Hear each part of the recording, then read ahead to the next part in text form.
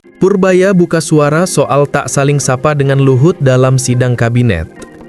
Sidang kabinet paripurna di Istana Negara, Jakarta awal pekan ini berlangsung dalam suasana resmi.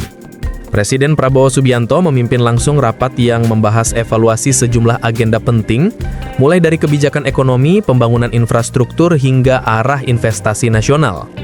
Namun di tengah keseriusan jalannya sidang, perhatian publik justru tertuju pada dua pejabat tinggi negara, yaitu Menteri Keuangan Purbaya Yudisabiowa dan Ketua Dewan Ekonomi Nasional Luhut Binsar Panjaitan. Dalam tayangan video yang beredar luas, keduanya terlihat duduk berjauhan tanpa interaksi langsung. Tidak ada sapaan atau komunikasi di antara mereka. Momen singkat itu kemudian menimbulkan berbagai spekulasi di media sosial, terutama mengenai hubungan keduanya yang dikabarkan tidak harmonis. Menjawab rumor yang berkembang, Purbaya akhirnya memberikan klarifikasi kepada awak media di Kompleks Istana Kepresidenan. Ia menegaskan bahwa tidak ada masalah pribadi maupun profesional dengan Luhut. Menurutnya, situasi itu hanya disebabkan jarak tempat duduk dalam sidang yang cukup jauh, sehingga tidak memungkinkan untuk menyapa secara langsung. Baik, hubungan saya sama beliau tidak ada masalah, ujar Purbaya. Ia bahkan menambahkan dengan nada santai bahwa tidak mungkin dirinya berteriak di tengah rapat resmi hanya untuk menyapa. Kan jauh, beda berapa kursi, masa saya panggil dari jauh, Pak Luhut, begitu, ucapnya dengan senyum kecil. Klarifikasi itu menjadi upaya untuk meredam berbagai spekulasi yang sempat berkembang luas di publik. Namun demikian, isu mengenai hubungan dingin antara dua pejabat penting ini tetap menarik perhatian banyak pihak. Meski keduanya membantah adanya konflik pribadi, publik mengetahui bahwa Purbaya dan Luhut memiliki perbedaan pandangan dalam sejumlah isu ekonomi strategis. Salah satu perbedaan yang paling menonjol berkaitan dengan proyek kereta cepat Jakarta-Bandung dan pembiayaan dari Anggaran Pendapatan dan Belanja Negara atau APBN. Purbaya yang dikenal tegas dalam kebijakan fiskal menolak penggunaan dana negara untuk menutup kekurangan biaya proyek tersebut. Ia menilai proyek besar seperti itu harus dibiayai melalui skema komersil bukan dengan uang rakyat. Selain itu, Purbaya juga sempat berbeda pendapat dengan Luhut dalam rencana pembentukan Family Office, lembaga investasi untuk mengelola aset kalangan kaya di Indonesia. Menurut Purbaya, kebijakan seperti itu harus diawasi secara ketat agar tidak menimbulkan konflik kepentingan. Sementara itu, Luhut melihat Family Office sebagai peluang memperkuat iklim investasi nasional. Perbedaan pandangan itu kemudian memunculkan anggapan adanya jarak politik antara keduanya. Media menyoroti setiap interaksi mereka dalam forum resmi, termasuk dalam sidang kabinet paripurna kali ini.